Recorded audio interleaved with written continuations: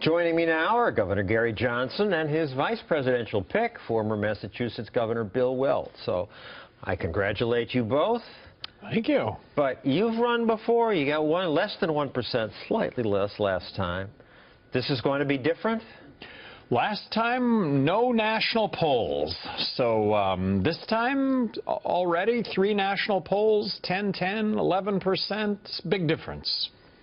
Somebody told me that when you have national polls and you've got the main party candidates and any third party, they can get 10%. There was one poll where D's Nuts, I think, got 10%.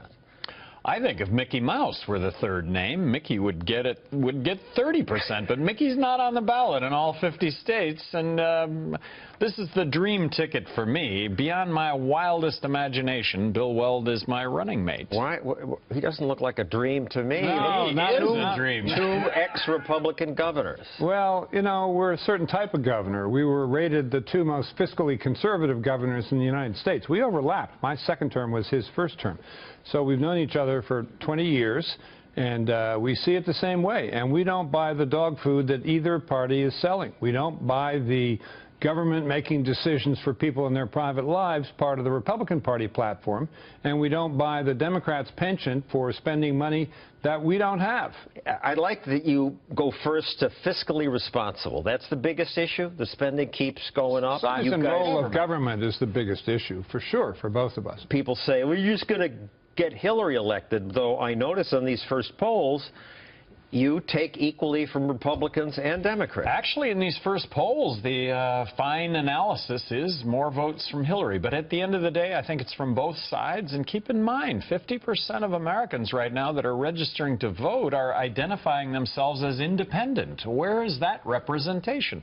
I happen to think it's libertarian. It's just that people don't know it. So the opportunity here coming out of this convention is the opportunity really to tap into 30 million Americans that haven't identified. I got a tweet from someone named Neil Ernargens or something asking about you. I have no idea who he is or what he stands for, but I'm seriously considering voting for him. People don't know. So you now are going on TV. People are getting to know you. And clearly you are an important enough candidate and real when Donald Trump attacks you. Here's Trump right after you got the nomination. Gary Johnson got 1% of the vote last time. I watched that whole situation. It was really pretty disgraceful. I think it's a total fringe deal. You're a fringe deal. Spot on. Spot on. I mean, really, we are totally fringe. Small government, fiscally conservative, socially liberal, 2 Republicans serving 2 terms each in heavily blue states. Blue states, both of you. That's blue state. In other words, in terms of positions, we're absolutely smack in the middle, and neither other party is. The Republicans are way off to the right on social issues, in my opinion.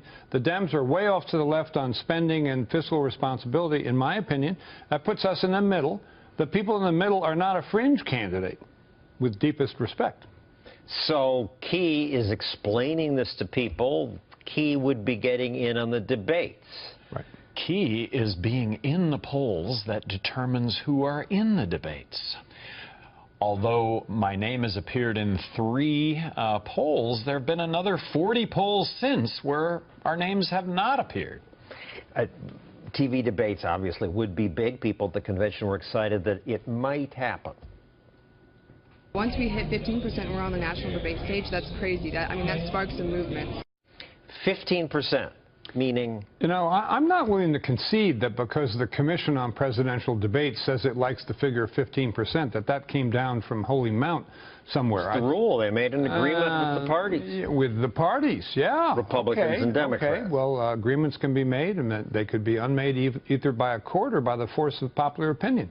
And if the national polls keep saying that 25% of the people in the United States don't like either party and a majority disapprove of each major party candidate, maybe we should consider my analysis, which is that the 2 parties are a duopoly and they're locked in a kind of a death spiral, and their major enterprise seems to be to slander the other party as opposed to coming forward with constructive suggestions. And outspend the other party. But you sound like you're giving up on the idea of getting 15% in the polls. No. I'm just saying that's not written in Holy Writ anywhere. As a at the Libertarian Convention, lots of Democrats, lots of delegates told us that they thought you could win over Bernie Sanders Democrats. Here's one. Bernie and Johnson have a lot of the same stances on some issues. Do you want to spend us broke? No, the I Side With website, which, you get online, take the quiz, answer 60 questions, get paired up with the presidential candidate most in line with your views. I'm in line most with myself, but next in line is Bernie Sanders at 73%. Because of the whole social side, legalizing marijuana, let's stop dropping bombs, women's right to choose, and marriage equality. Yeah, I have a lot of exposure to millennials, partly through own kids and partly through young people in my law firm and other businesses. And to them, personal freedom and liberty is much more important than the fine points of their salary. So if you said to them, you can either have personal freedom and liberty and make your own life work choices, or you can have $6,000 more a year or $16,000 more a year, they wouldn't hesitate. They'd throw the money right out the window.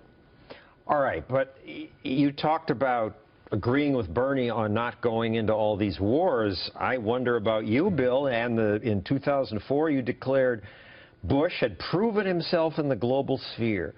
We face grave responsibilities. I think he has grown in office. Sounds like you support going into Iraq. Yeah, no, that Iraq thing has turned out to be one of the worst mistakes ever. It's destabilized the Middle East. It's destabilized the relationship between Sunni and Shia. So it's turned out to be... You've changed your mind about... Well, I wasn't exactly there waving flags when the invasion occurred. I wasn't in office. But in retrospect, in the Middle East and throughout any Sunni and Shia countries, it's been a disaster.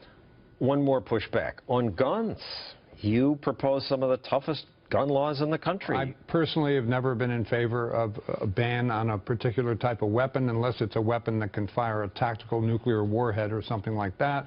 There are a lot of bills kicking around in Massachusetts. I've been a hunter my entire life, a gun owner my entire life.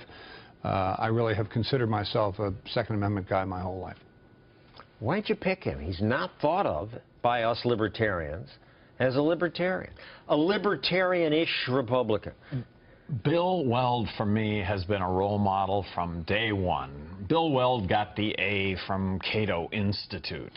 Bill Weld was declared the fiscally most conservative governor in the country, a title that I later was able to attain after he left office.